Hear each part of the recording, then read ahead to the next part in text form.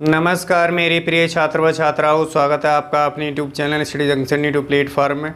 तो आज की वीडियो के माध्यम से हम चर्चा करने वाले हैं क्लास 10th एनसीईआरटी मैथमेटिक्स 2024-25 के लिए, जो कि आपका सब्जेक्ट रहता है वो मैथ्स रहता है। और जो क्लास का टाइम रहता है शाम के 8 बजे का रहता है। तो प्रत्येक छात्रा काम से फ्री होकर के मोबाइल लेकर के आप क्लासों को देख सकते हो, सुबह भी देख सकते हो, शाम जब देखना चाहें तब देख सकते हो। यूट्यूब चैनल पर अपलोड हो जाती है। तो इसी चैनल, ये जो चैनल का नाम है स्टडी जंक्शन, इस चैनल पे आपको क्लासें मिल जाएंगी। प्रीवियस क्लासें देखना चाहते हैं तो यूट्यूब चैनल में जाएंगे, वहाँ पे आपको प्ले लिस्ट मिल जाएगा यूपी बोर्ड एग्जाम 2024-25 के नाम से। उसको ओपन करोगे तो आपको एक्सरसाइज के अकॉर्डिंग और चैप्टर के अकॉर्डिंग आपको वहाँ से क्लासें मिल जाएंगी। और विशेष ध्यान ये देना है कि जो भी छात्र छात्रा इस वीडियो के माध्यम से नए जुड़े, चैनल को सब्सक्राइब करके बेल आइकन को जरूर प्रेस कर लेना, क्योंकि ये चैनल आपके लिए बहुत ही महत्वपूर्ण होने वाला है एग्जाम की पॉइंट ऑफ व्यू से, ठीक है।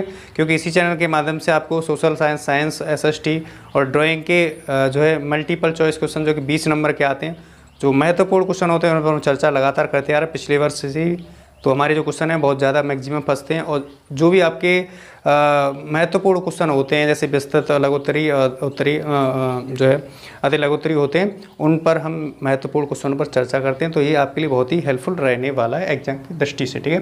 तो आइए अब हम बिना समय क्वेश्चन की तरफ बढ़ते हैं। आप बाकी समझदार हैं, ये आपका अपना चैनल है, अपने भाई बहनों की मदद कीजिए, उनके पास इस चैनल का लिंक, वीडियो का लिंक जरूर फॉरवर्ड कीजिएगा, ठीक है। तो चैप्टर हमारा जो एक्सरसाइज रहेगा वो 3.2 ही रहेगा। क्लास 10th एनसीईआरटी मैथमेटिक्स 2024 के लिए चैप्टर तीसरा है, दो चर वाले रैखिक समीकरण युग्म, ठीक है। इससे पहले हमने प्रीवियस वीडियो अभी बता दी कुछ देर पहले। तो क्वेश्चन संख्या तीसरे का 5वें को सॉल्व कर रहे हैं। तो पहले अच्छे से पढ़ के बाद समझते हैं, समझने के बाद आसानी से सॉल्व कर लेते हैं। जब तक आपको क्वेश्चन समझ में नहीं आया क्या कह रहा है तो आप आसानी से नहीं सॉल्व कर सकते। इसलिए सबसे पहले एक बार नहीं समझ आता है तो 2 बार पढ़ लीजिएगा, पढ़ना जरूर पड़ेगा, ठीक है, तब आप अच्छे से कर पाओगे। तो कह रहा है कि यदि किसी भिन्न के अंश और हर में 2 जोड़ दिया जाए तो वह 9/11 हो जाती है। फिर दूसरे शर्त में कह रहा है कि यदि अंश और हर दोनों में 2 जोड़ दिया जाए तो वह 5/6 हो जाती है। भिन्न ज्ञात करनी है। क्या करना है? भिन्न ज्ञात करनी है। तो जो कंडीशन बेस्ड क्वेश्चन होते हैं उनमें क्या करते हैं, जो पूछा जाता है उसे ही मान लेते हैं। तो आप सभी जानते होंगे जो भिन्न होती है वो अंश बटे हर में होती है। क्या होती है? अंश बटे हर में भिन्न होती है। तो हमें अंश और हर चाहिए, लेकिन हमें भिन्न ज्ञात करनी है। हमें पता नहीं है कि अंश कितना है और हर कितना है, भिन्न ज्ञात करनी है। तो ऐसे स्थिति में क्या करते हैं, मान लेते हैं। तो लिखेंगे माना कि भिन्न का अंश x तथा हर y है। हमने भिन्न का अंश मान लिया x और हर को मान लिया क्या, y मान लिया, ठीक है। अब जो हमारी भिन्न बनेगी वो अंश बटे हर में बनेगी। क्या बनेगी? भिन्न बनेगी वो अंश बटे हर में बनेगी, यानी अंश बटे हर में भिन्न होती है। ये आप सभी पिछले क्लासों से पढ़ते आ रहे होंगे। तो अंश कितना मान चुके हैं हम, x को, तो x बटे y हो जाएगा भिन्न, ठीक है। इतनी बात सभी की कन्फर्म अच्छे से पता चल रहा होगा। अब हम क्या करने वाले, प्रश्न के अनुसार करने वाले। जो प्रश्न में दिया है उसके अनुसार, तो प्रश्नानुसार लिखेंगे। तो प्रश्न में क्या कह रहा है? प्रश्न में ये कह रहा है कि यदि किसी भिन्न के अंश और हर में 2 जोड़ दिया जाए, अंश और हर में 2 जोड़ दिया जाए, तो हमने भिन्न बना ली क्या, x बटी y बना लिया, ठीक है। तो भिन्न के अंश में भी 2 जोड़ दें और भिन्न के हर में भी 2 जोड़ दें, तो ये भिन्न किसके बराबर हो जाती है? ये भिन्न हो जाती है 9/11 की बराबर हो जाती है, ठीक है। 9/11 के बराबर हो जाती है। ओके, यहाँ तक सभी को कन्फर्म अच्छे से पता चल रहा होगा। अब हमने क्या करना है, ऐसी स्थिति में हमें कैंची का गुणा यानी क्रॉस मल्टीप्लिकेशन करना होता है। 11 का गुणा इसमें करेंगे और 9 का गुणा इसमें करेंगे। तो 11 का गुणा x में करेंगे तो 11x हो जाएगा, ठीक है। 11 का गुणा 2 में करेंगे प्लस का 11 दूने 22 हो जाएगा बराबर का। 9 का गुणा करेंगे y में तो 9y हो जाएगा, और 9 का गुणा यदि इसमें कर दें 2 में प्लस का कितना हो जाएगा, 9 दूने 18 हो जाएगा, ठीक है। यहाँ अब आप जो चर वाले को एक तरफ कर लीजिए, तो 11x माइनस का प्लस का संख्या माइनस का हो जाएगा इस तरफ आने पर, माइनस का 9y बराबर ये कितना है, प्लस का 18 है इस तरफ। ये पक्षांतर करके ले जाएंगे तो माइनस का 22 हो जाएगा, प्लस का 22 है, उस तरफ पक्षांतर करने पर माइनस की संख्या हो जाती है प्लस वाली। ये आप जानते ही होंगे पहले से। तो यहाँ से देखेंगे तो 11x माइनस का 9y, यहाँ से घटाएंगे तो हमारे पास 22 में से यदि 18 को घटा दिया जाए तो बचेगा कितना, 18 और 4 22 होता है, यानी माइनस का 4 बचेगा। कितना हो जाएगा, माइनस का 4। इसको समीकरण संख्या 1 नाम दे देना। क्या करना है, इसको समीकरण संख्या पहला नाम दे देना। यहाँ तक सभी को क्लियर हो रहा है। अब क्या करने वाले, पहला समीकरण रैखिक बना लिए। अब हम इसी प्रकार से दूसरा बनाने के लिए हमें दूसरी शर्त में जाना होगा। तो आगे दूसरी शर्त में क्या करें, यदि अंश और हर दोनों में 3 जोड़ दिया जाए तो वह 5/6 के बराबर हो जाती है। तो भिन्न वही है, x प्लस x/y है। तो x यानी 3 जोड़ दें, अंश में भी 3 जोड़ दें और हर में भी 3 जोड़ दें, तो y हर मान चुके तो y + 3 हो जाएगा। और ये भिन्न किसके बराबर हो जाती है, ये भिन्न हो जाती है 5/6 के बराबर हो जाती है। ठीक है, यहाँ तक सभी को अच्छे से कन्फर्म हो रहा होगा। अब फिर पुनः क्रॉस मल्टीप्लिकेशन सेम करेंगे तो 6 का गुणा हमें 3x + 3 में करना होगा, 5 का गुणा y + 3 में करना होगा। तो 6 का गुणा करेंगे 6x, यहाँ पे कर लेते हैं 6x हो जाएगा। ओके, प्लस की संख्या है, यहाँ पे प्लस लगा लें, 6 × 18 18 हो जाएगा। ठीक है, बराबर का यहाँ पे देखेंगे तो 5 का गुणा करेंगे किस में, 5 का गुणा y में करेंगे तो 5y हो जाएगा। कितना हो जाएगा, 5y हो जाएगा। 5 का गुणा 3 में करेंगे, 5 × 3 = 15 प्लस का 15 हो जाएगा। ठीक है, यहाँ तक सभी को अच्छे से पता चल रहा होगा। ठीक है, अब हम सजाती वाले जो चर वाले होते हैं उसको एक तरफ कर लेते हो। तो यहाँ पे क्या है, 6x है, कितना यहाँ पे, सॉरी 6x है, और इसको 75 करके लाएंगे, माइनस का 5y हो जाएगा।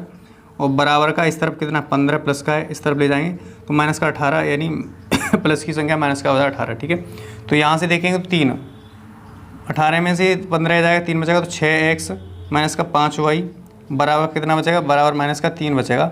इसको समीकरण संख्या नाम दे देते दूसरे वाला। ठीक है, यहाँ तक सभी को अच्छे से पता चल रहा है, कन्फर्म हो रहा है। अब क्या करेंगे, समीकरण संख्या 1 ज्ञात कर लिया, समीकरण संख्या 2 ज्ञात कर लिया। अगर आपको सवाल में देखे होंगे, सवाल में क्या कह रहा था, सवाल में ये कह रहा था कि तीसरे को सबसे पहले 2 रैखिक समीकरण के युग में बनाना होगा। बनाने के बाद इसको क्या, प्रतिस्थापन विधि से हल करना होगा। प्रतिस्थापन विधि तो अब तक हम समझ आते हैं, समझ में आ गया होगा। ठीक है, अब हम क्या करेंगे, इसी समीकरण को क्या करेंगे, ऐसे हम क्या करने वाले हैं, यहाँ से हम समीकरण संख्या 2 से, समीकरण संख्या 2 से किसी चर का मान निकालना हो तो समीकरण संख्या 2 से लिख लेंगे। हम यहाँ से y का मान निकाल लेते हैं, तो माइनस का 5y हो जाएगा।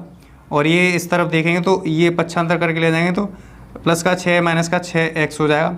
और इस तरफ माइनस का 3 है ये। ठीक है, यहाँ से माइनस काटने के लिए यहाँ से कॉमन ले लेंगे, तो माइनस का 5y तो है, इस तरफ यहाँ से कॉमन लेंगे तो हमारा माइनस और माइनस प्लस हो जाएगा, 6x हो जाएगा, और माइनस और माइनस प्लस हो जाएगा, यानी प्लस का 3 हो जाएगा। ठीक है, यहाँ से ये कट जाएगा। अगर y बराबर निकालेंगे तो हमारे पास 6x + 3 वटी कितना आ जाएगा 5, जो कि इसे समीकरण संख्या 3 नाम दे देते हैं। क्या करते हैं, समीकरण संख्या 3 नाम दे देते हैं। इतना क्लियर आपको अच्छे से पता चल रहा होगा। आगे जो क्वेश्चन रहता है उसको यहाँ पे सॉल्व कर लेंगे। ठीक है, क्योंकि हमारा थोड़ा जगह का कम है, इसलिए वहाँ पे कर लेंगे। ठीक है, अब क्या करने वाले, अब यहाँ से जो y का मान है, समीकरण संख्या हम दूसरे से चलें तो पहले में रख देंगे y का मान, यहाँ से x का मान निकाल लेंगे। ठीक है, तो लिखेंगे y का मान समीकरण जो है कौन सा है, दूसरे से चले तो पहले में यानी प्रथम में प्रतिस्थापित करने पर,